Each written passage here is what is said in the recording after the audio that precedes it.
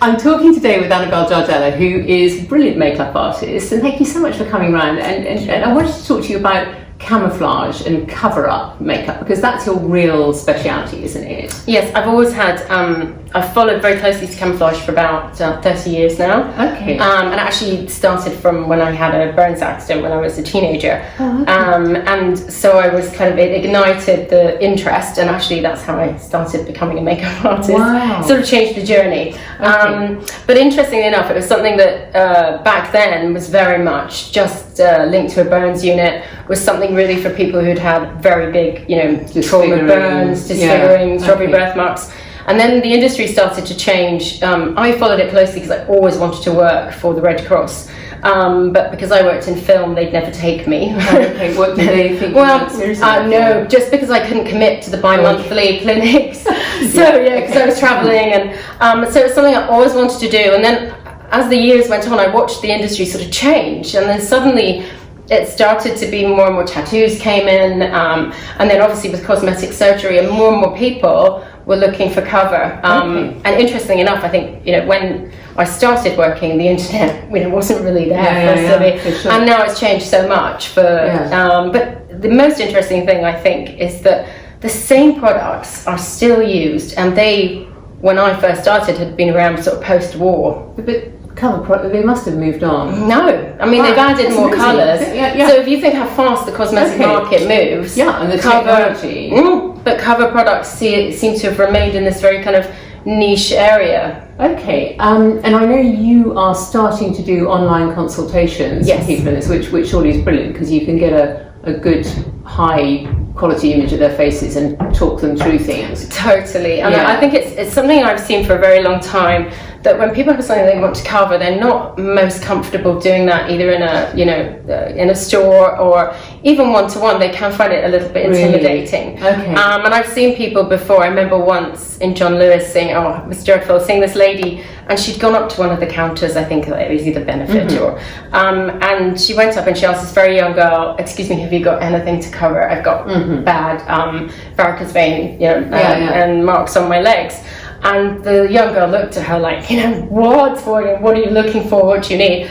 And she immediately went, "Oh no, please, don't worry," and went. Okay. And I remember thinking in that moment, oh gosh, what a shame, because there is so much that can actually help people, but they aren't the things that. It's not really the sort of sexy part of makeup, is it? No, yet it's the most technical area. And pretty practical as well. And one thing I wanted to ask was about the key thing you were saying when we were chatting earlier, is about having the right sort of preparation for the colour, or is it capturing the underlying? Yes, it's the two most important things about camouflage are, if you're buying a concealer for your skin tone, you tend to just match to your face. Sure. But if you're covering like even a dark under eye or pigmentation, you're now working with colour correction, because pigmentation is darker, under eye can be more grey, and there's a terminology we use in camouflage called ghosting, and that's very much when you see it a lot when you put cover on and you think,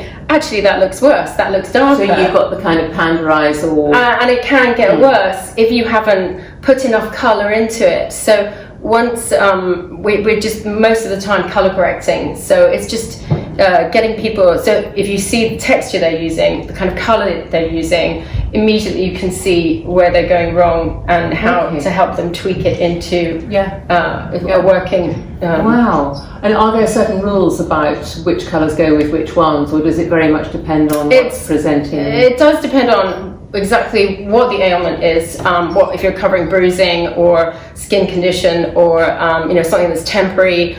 It also depends on the texture needed.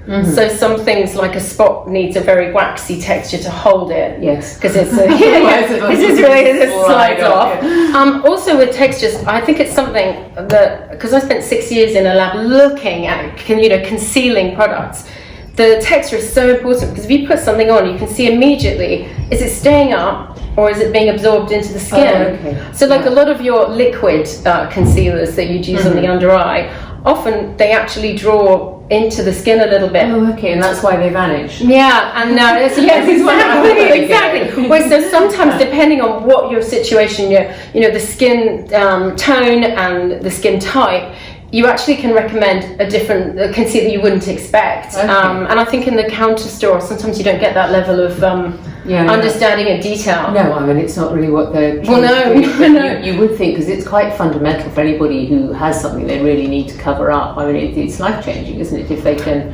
I totally think it's like, the thing I've always found fascinating is like something like using a Dermacolor palette.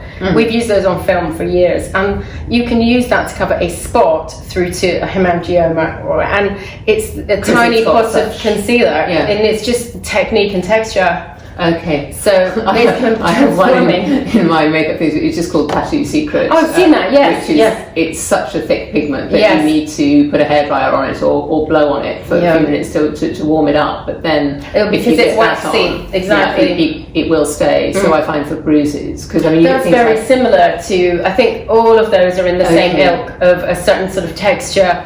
But the thing I found is that it's just sometimes hard for laymen to understand which colour to take.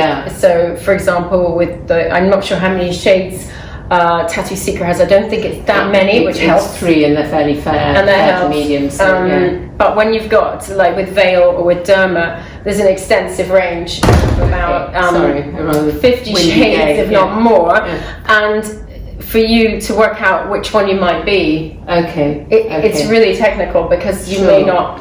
Well, that's where your expertise comes in, because you work with all sorts of different products, don't you? Yes. But is it usually better to have specialist cover products than things like, because Vichy Derma Blend, I mean, that's quite popular. Yes, again. I mean, that's got quite a good amount of pigment, but it's not the sort of level of pigment you would find in a professional product. No, I mean they're all in a similar amount of like, if you take it down to like sheer products, medium and then high cover, they're all at the high cover. It's just that depending on whether they're kind of like a waxy base, which all those ones are, or Veil is like actually a creamier consistency, so that would be better for anybody with a sort of skin condition or skin that was sort of drying or flaking or anything like that. But I equally believe there's some good sort of, I guess, cosmetic products, if you want to call them that, concealers on the market that actually, depending on what you're trying to cover, you can use those efficiently as well. Okay, fantastic, and thank you. Sorry about the to join us and then go off on one of his own. Thank you very much. I'll put all the detail about the products you've mentioned in the captions, because I don't know all these brands, and I think everybody would really like to. Oh, absolutely, know about them. I think most of them do the trial. I'll put a link for the consultations. Yeah, that would be amazing. Okay. Thank you, Alice. Thanks.